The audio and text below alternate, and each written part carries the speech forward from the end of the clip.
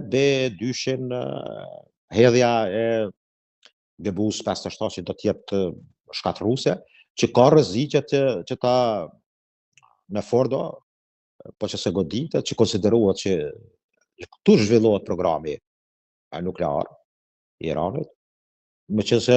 mund të ka edhe spekulime, sepse edhe Saddam Husseini këtë formë Iraku zgoditur, pastaj ma vonë dalën dhonat që programi për shkatrimin armëve në mas nuk ka qenë real, që u pranu pastaj edhe prej vetë amerikanëve.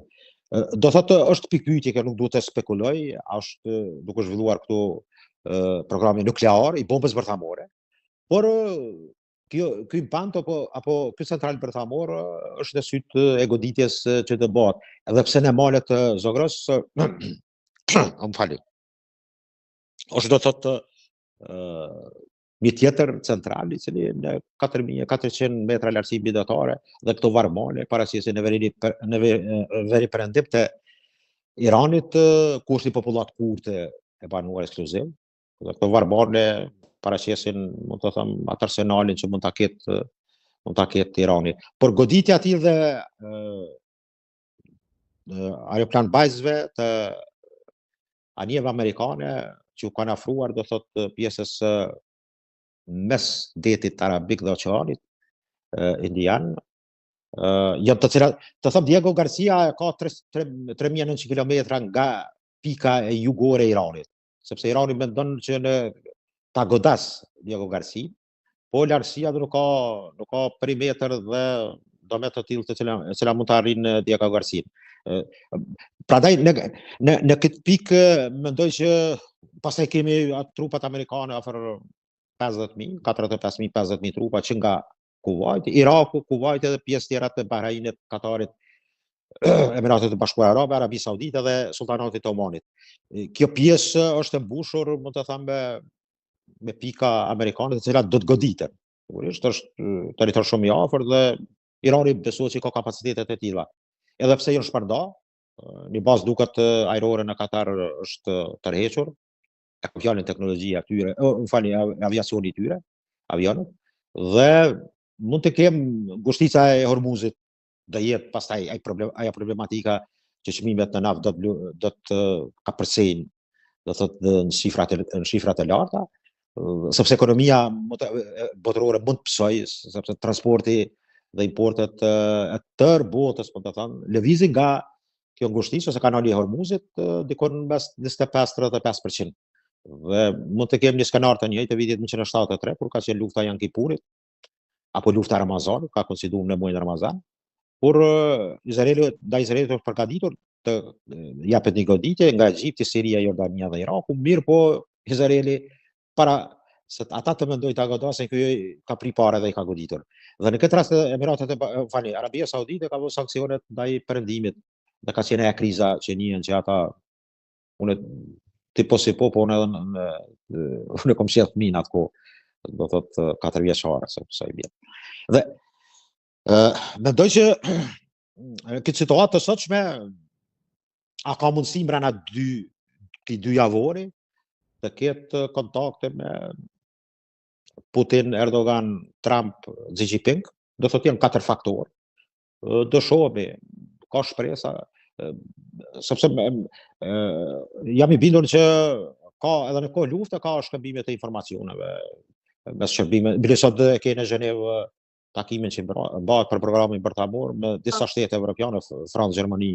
Angli, Itali, me sa duket, dhe përfaqësuesit iranian, me siguri ambasadorit iranian e Zvicër në Zhenevë ka bisedime të tilla, por mendoj që janë të kota pa dhonizë amerikanët,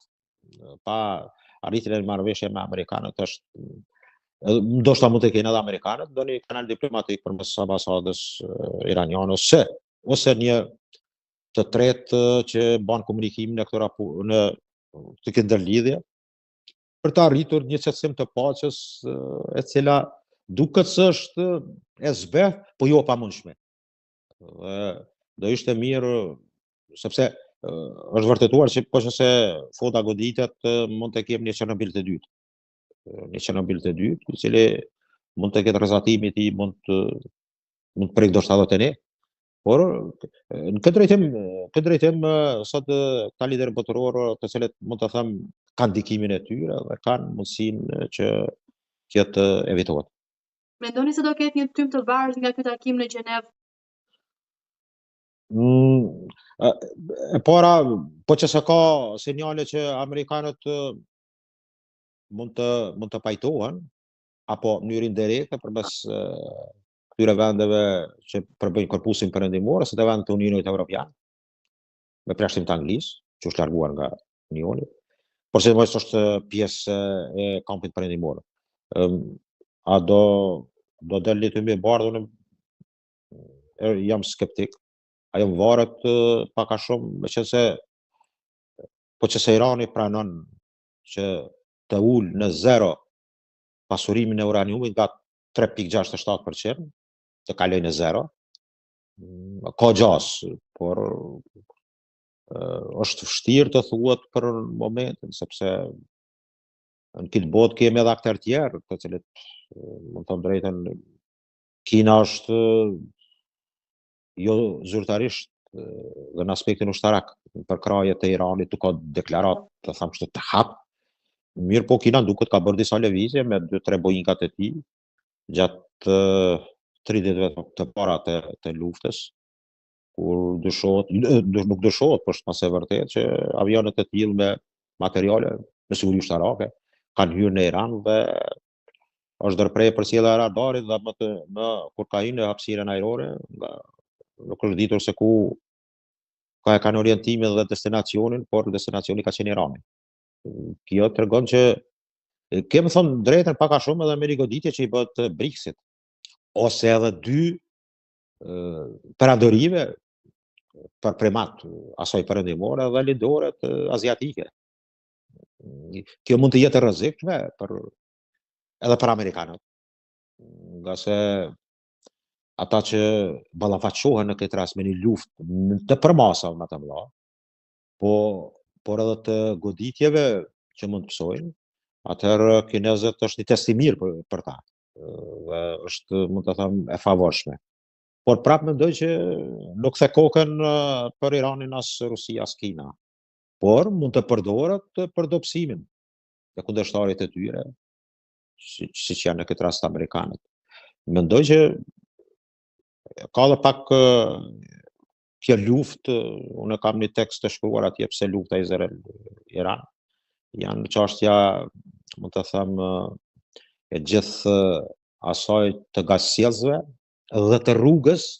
së shkëmbimit të malrave nga India për të arritur të larguar ngushticën e Hormuzit, për